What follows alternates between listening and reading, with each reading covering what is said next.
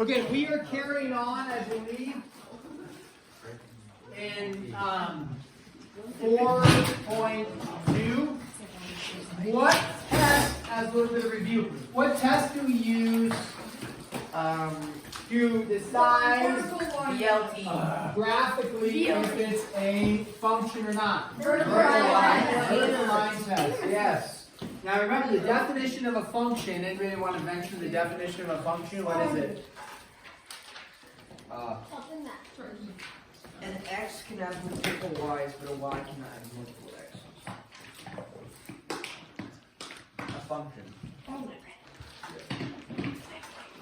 An x can only have one y, but a y can have multiple x's.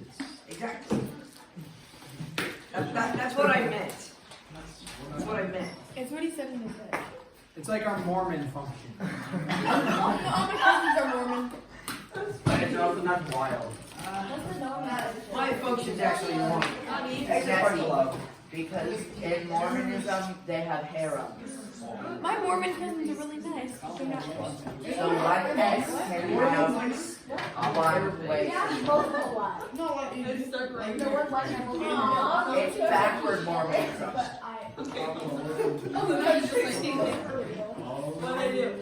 Okay, here we go. So 4.2 continued. I'm just calling this number 1. We finished with something like this yesterday. We were looking at a graph, and then we're stating whether or not it is a function, okay? And then we're also looking at the domain, and then we're also looking at the range of these items, okay?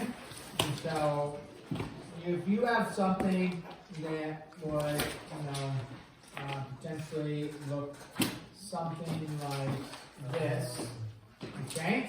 Here we go. Now that's a little, I have to do it just with a sketch graph. When you're looking at your homework, you're gonna have the grid, so it'll be easy to count for that. Remember, domain is typically which letter? X.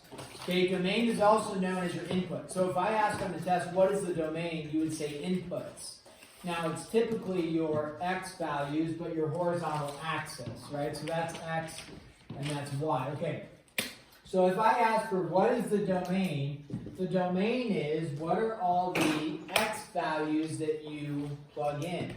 Now before we were just looking at dots, right? We just said, oh, -2, -1, and 3, or something like that. Here, there's a bunch of dots, right? And they're all connected. So therefore, when we look at domain, we say, well, where, like this is -1, maybe kind of hard to see with all that, but -1, -2, -3, all the way out there. Do you see the graph out at -4 anywhere? Is there any points out at -4 at all? No. Where does the graph start in terms of just your X values, not in terms of your Y values? Where does the graph start? At -3. So you go over -3 down some amount, right? So you start at -3. Is there like a point at -2.9, at -2.5, at 2.1? Are there points all the way along there? Yes, because my graph is connected like this, right? So is there an X value at -1? If you go over -1 up some amount, do you find a spot on the graph? If you go over -1.5 up some amount, is there a spot on your graph? Yes. If you go over 0, is there a spot on your graph? Yes. How about if you go over 0.2, is there a spot on your graph? Yeah. So on and so forth. So are there spots all the way along my graph? Yes. From -3 all the way up to what value? 4. So my domain would be written like this. X is greater than or equal to -3 all the way up to 4. Okay? Now, if it was an open circle like this, let's say, open circle, it would not be equal to 4, it would just be less than 4. But since it's a closed circle, which I had initially, it will be equal to 4. Yeah. So I have 2 questions. So the first one is, when it's asking for like the domain and range, do we have to write like the D and then like all the numbers that would be the domain, and then the like R and then the numbers that are range, or do we do like domain and then the numbers, range, numbers, and then like line? Like writing from like 4 goes to like 2 and like -2 goes to 0 or something. Like does it matter which one we do? I'm a little confused. Can I show you? It's on my home. Okay. Okay. Like do we have to write it like this? Like that. Oh, the So we have mapping. it. Yeah. No, not for this one. Wait, okay, so we're not for that one? If it says to create a mapping, then yes. This one just says find the domain. So we're not actually mapping. We're not doing the mapping on this. But that helps me understand your question a little better. So yeah, this is just asking what are the x values that are part of my graph? The range is what are the y values that are part of my graph? So what's the, if I look down here, this is at -3 as well. Is there a y value of -3 over here? Yeah. Is there a y value connected to like -2.5? Is there a y value connected to that? Yeah. What about, and as you go up like at -2, is there a y value connected? Yes. Is there a y value at -1? Yeah. Is there a y value at -0.1? Sure. If you go up to 0.1, is there a y value connected to that? Remember, y, okay, means like, now, it comes up, then it comes down, then it goes back up. Where does your y value start then? Your y values start at -3. It goes up, then it comes down, but then it goes all the way back up to how far? 1, 2, 3, and 4 in this case. So y is greater than or equal to -3 and less than or equal to 4. It's actually the same in this case as the domain. It was both. So then the question is it a function or not? How do you test it? With the vertical line test. Is there a vertical line that you go? The junior high for the kitchen baking arts field trip. Oh, junior high kitchen arts field trip. There you go. See ya. Man, you cooked some good food for us. Yep, I got you. Bring it back. Okay, so if we do the vertical line test, okay, does it pass the vertical line test? Yeah. Yes. So is it a function? Yeah. Yes, it is a function. So what about It's slightly tilted. What about the what? I was gonna say, what about the like straight line on the left? Oh, here, this is a slight curve to it. Yeah, I see that. But I see what you're looking at, saying, well, what, is that a vertical line? No, the whole thing is a slight curve. So, It's just like represent the function as a set of ordered pairs, okay? Then graph the function. So we'll call this number 2 for what we're doing today. So if we have, it's going to look like this, parentheses x comma y. Looks a little confusing. This is just a notation which I'll explain. Y equals x squared, so you're going to have all this notation. Semicolon, x equals -1, 0, 1, 3, and parentheses, brackets like that. Okay.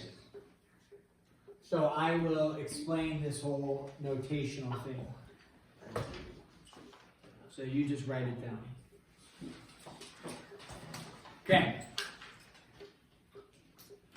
So in this, okay, represent the function as a set of ordered pairs.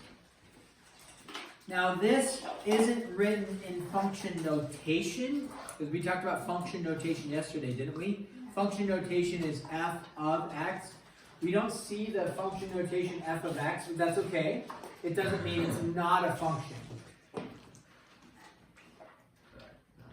What happened? No. What'd you do? No. I heard this like grunting noise. Is that possible? Yeah. Oh, yeah. Is that what? Possible? Did I hear a grunting noise? Yeah. Oh. Is that normal? Yeah. Sometimes it is for me every once in a while. Yeah. Yeah. Okay. So, that's it. So for the, so I don't think I get it, but the x, when you graph it, would you do -1, and then like it says it's squared, would you do? We're gonna get there. Okay, so here we go. When we go to look at this notation here, you don't really need to worry about it. It's kind of a formal way to write something. This is just saying we're using x and we're using y. Over here, what are we using? X and y. If this said a comma b, it would mean our ordered pairs are a comma b. What letters would we see in the equation here? X comma. A and B. If this was a comma b, we would see what right here? A comma b. You know, and so this is just telling you our ordered pairs are going to be x comma y. That's all it's stating. You usually don't deviate away from that, so don't really worry too much about that. Okay, just come over here. Do you see the equation y equals x squared? Okay, that's our function that we're plugging into. It's not a function notation, but that's the function we're going to plug into. How many values for x are we going to plug in? 4. So they're stating plug in this value, see what you get out. X values are domain or range? Domain. So this is your domain. Okay, then we're going to find out what our y value is, but you're going to represent it with ordered pairs. So when we have our answers, you're not just going to say y equals something, you're going to say x comma y. So we start with the first x that we're going to plug in. We're going to plug right into here. We're going to say for x equals -1, you actually don't have to do this notation, but I'm just saying this is what we're plugging in, -1. Y is equal to -1 squared. Now, that is the wrong notation because if I write it this way, is the negative getting squared? We talked about this back in, I think, chapter 1, possibly. Is the -1 being squared? No. So what I need to actually do is write it like this. -1 gets squared. Because x is being squared, so whatever x is getting squared. So when we plug in x equals -1, what's a -1 squared equal to? 1. 1, right? So therefore, when I plugged in -1, I outputted 1. So what's the ordered pair I would write with that? -1. I plugged in -1 for x, I outputted 1 for y, and there's my ordered pair, -1 and 1. Okay. So then you go to your next number to plug in. What's our next number to plug in? 0. So you don't have to write like x equals 0. You could just say, okay, y is, or you could even do the mental math on it is fine. You go, okay, mentally I'm plugging in 0, what am I going to output? So when I plug in 0 for x, what's 0 squared equal to? 0. So I plugged in 0 for x, I got out what for y? 0 for y. There's the next ordered pair. Now, when you plug in 1, that's the next one. If you plug in 1, what do you get out when you plug in 1? 1. So you get out 1 comma 1. And then the last one is when you plug in 3, y is equal to 3, right? Yeah. I'm sorry, not 3. You plug in 3 for x, you get out 9, right? And so therefore you plug in 3, you output 9. So that's what it says, represent the function as a set of ordered pairs. Done. I've written my 4 ordered pairs. It's a little sloppy all over the place, but we see ordered pair, ordered pair, ordered pair, and ordered pair. Now, the y value of 1 matches to 2 different x values. Is that okay for a function? Yeah, you bet. We'll see it when we graph it. When you go to graph it, you don't need the grids. You can just do a sketch graph. And we graph -1, 1. So we go -1, up 1. So left 1, up 1. Then we go 0, 0. And then we go over 1, up 1. And then we go over 3, 2, 3, up 9, which will be somewhere like way up there. Sorry, I didn't get it. Now, do we connect the dots on this? No, because how many points did they have you graph? 4, that's it. So what should I see on there? 4 points. Do I see 4 points? Yeah. Now, you don't have to say if it's a function or not. They already told you it's a function. Vertical line test would tell you, is it a function? Yeah, it is a function. Okay. Let's do one more like that because it gets a little confusing. Just with the notation. Well, let's do this.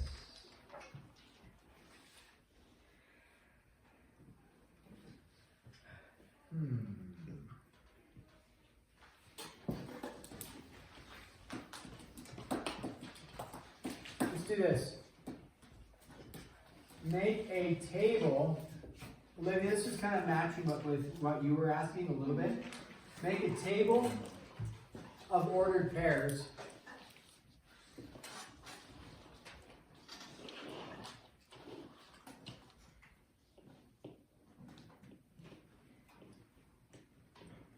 And graph. Then find domain and range. So we'll call this number 3.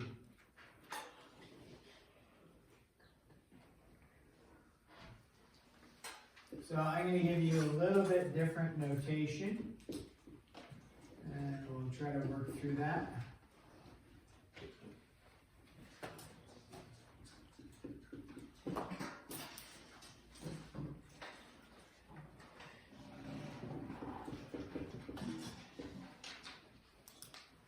Okay.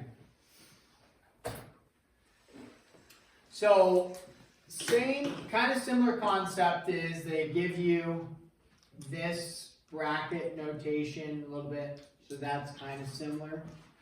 What's a couple different things about this one? For starters, instead of y, like x comma y, okay? F, comma, X. They said x comma f of x, right? F of x is the exact same thing as y. We talked about that yesterday. It's just a notational thing. And so they're stating it's a function. That's why they have f. And it's a function of x. Okay, because we're using the variable x over here. Okay, so f of x. So really though, it's x comma y is what we're doing. Now, in this case, they did not give you a set of x values to plug in, did they? No. So they just want you to make a table of ordered pairs. You are actually going to plug in your own values. Okay, so when we do that, the table of ordered pairs, that's what we did yesterday a little bit. Remember what I called this? What did we call this? The XYT chart, right? Now you'll notice I didn't write x f of x. I'm okay with that because y and f of x are the same thing.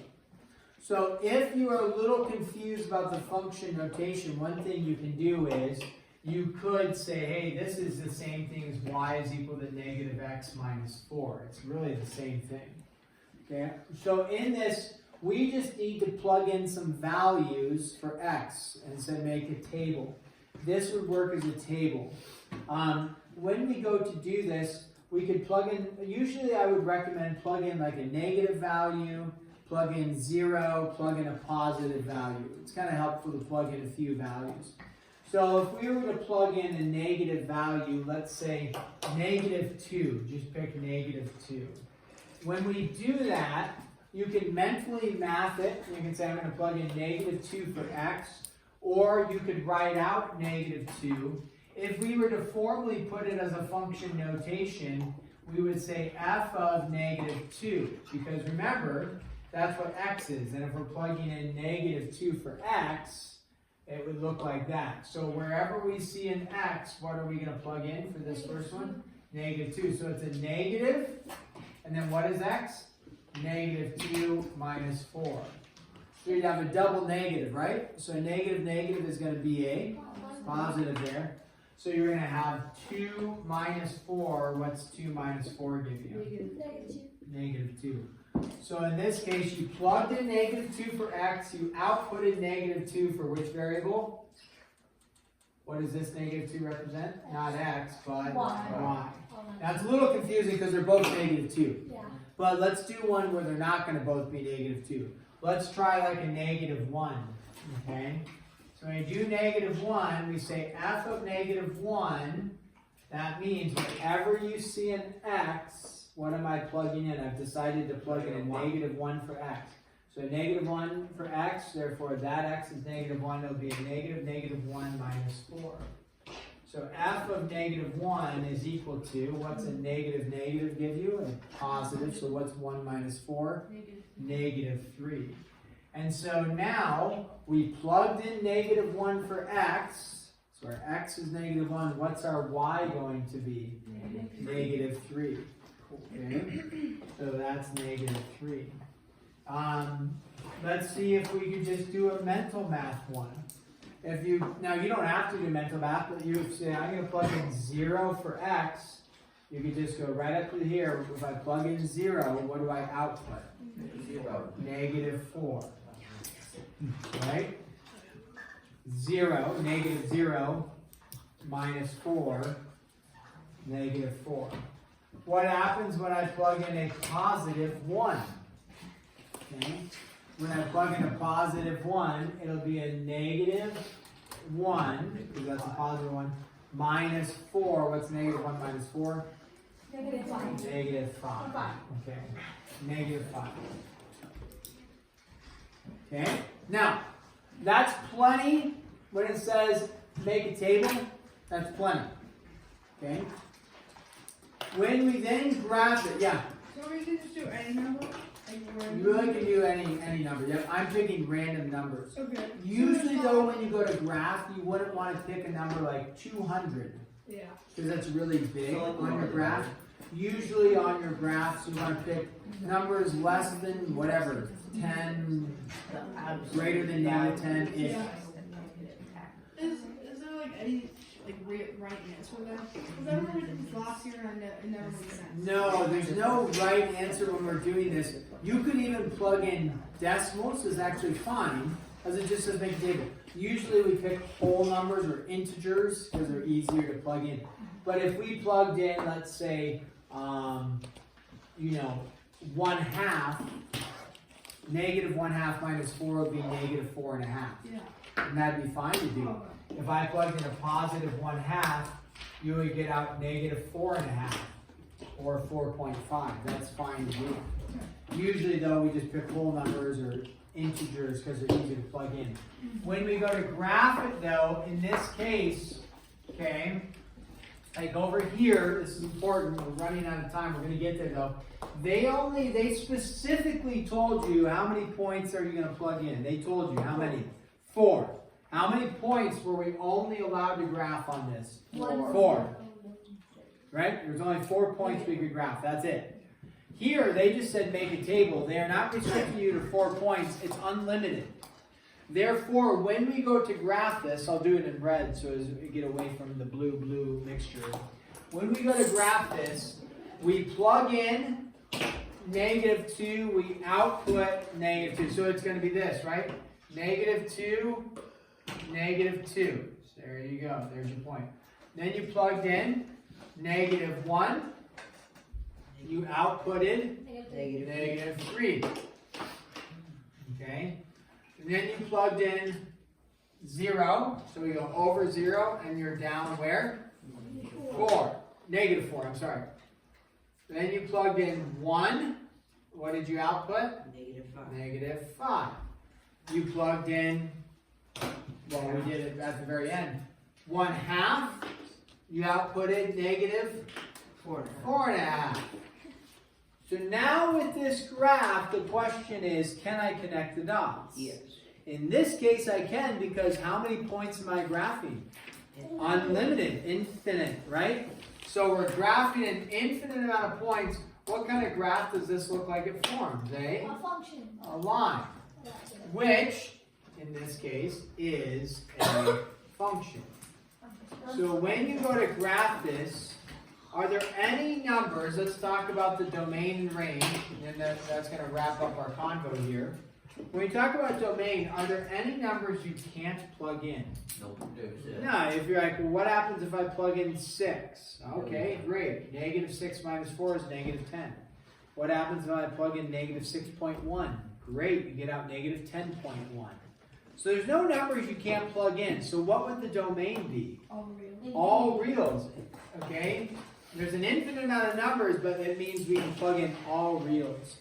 And you think about that, this graph is going to continue this way, it's going to continue this way, so left and right, what are all the value? I'm getting out, I can go anywhere here, and I'm going to get out a value, anywhere over here, I'm going to get out a value.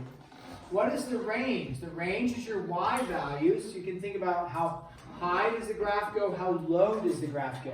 Real. Yeah, look, it keeps going up, up, up, up, up, up. It's never going to stop. Therefore, It goes up to infinity, and then what about as it goes down, down, down, down? It goes down to infinity. Therefore, what's your range? Infinity. All real. So yeah, infinity and beyond. Okay. Notice we only did 4-2 today. We did not do anything in 4-3. So we haven't pressed it in 4-3. We will have to take a gander at 4-3 tomorrow. Do your best to get the homework done on 4-2. Right? So when would 4-2 be due?